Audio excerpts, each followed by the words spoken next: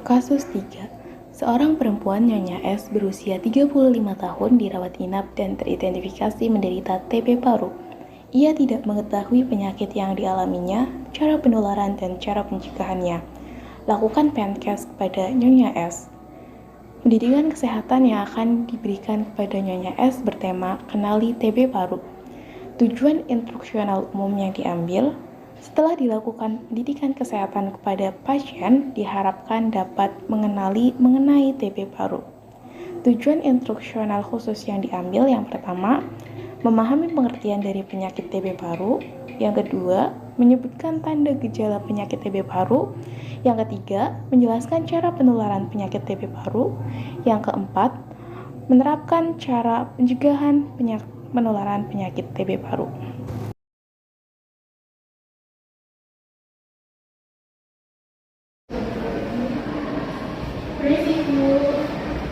Dari siapa? Saya seksualitas ya. Dan dengan sakti. Perkenalkan saya telah atas yang tadinya dulu simpati dan sampai dua siang mati. Sebelumnya ibu sudah mengetahui terkaitnya dari dokter? Sudah.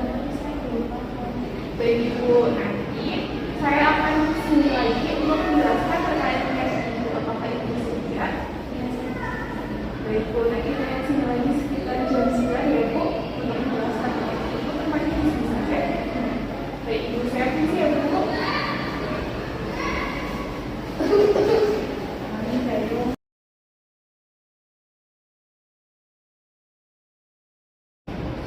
Permisi, dengan Ibu Santi.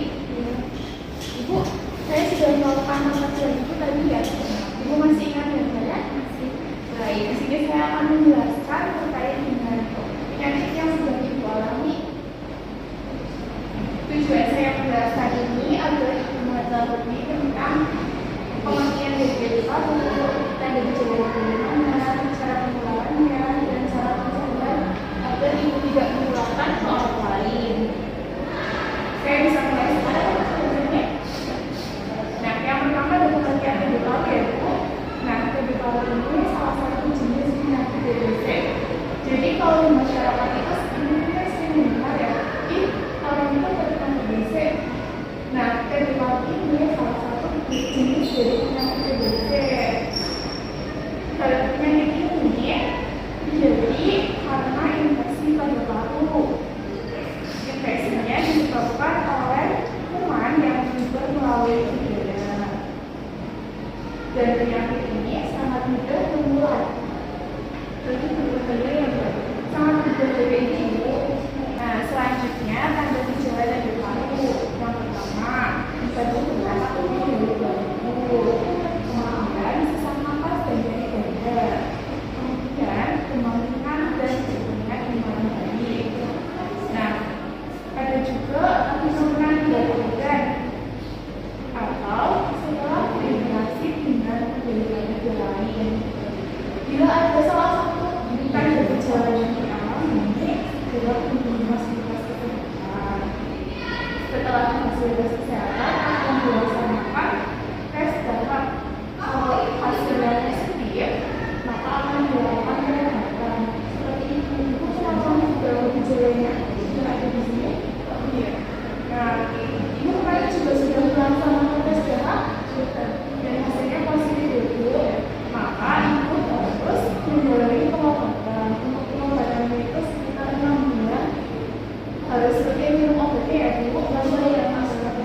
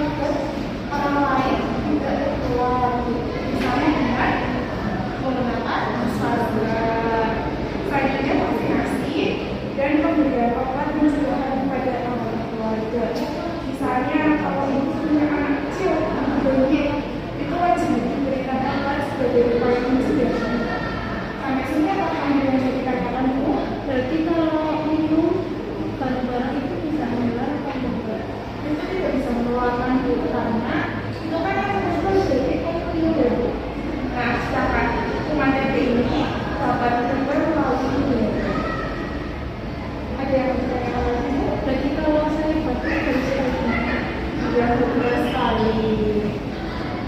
Ada lagi yang mau ditanyakan? Baik. Tadi saya sudah menjelaskan tentang apa saja, Bu? Tanda gejala TB, cara pencegahan, sama cara penularannya. Kalau cara penularannya apa saja, Bu? Cara penularannya bisa melalui udara saat menderita batuk atau bersin. Terus bisa melalui mulut ketika penderitanya berbicara dan terhirup oleh orang lain. Ya. Untuk cara pencegahannya bagaimana, Bu? Cara mencegahnya yang pertama dengan menggunakan masker ini, terus tidak berludah di sembarangan tempat, terus batasi kontak erat dengan penderita TB paru, terus PHBS atau menerapkan pola hidup bersih dan sehat, terus bisa vaksin dan pengobatan rutin selama 6 bulan. Ya, sekali, Bu. Untuk pengertian dari TB paru sendiri itu apa? Ini apa yang baru? Jadi, pengertian dari TB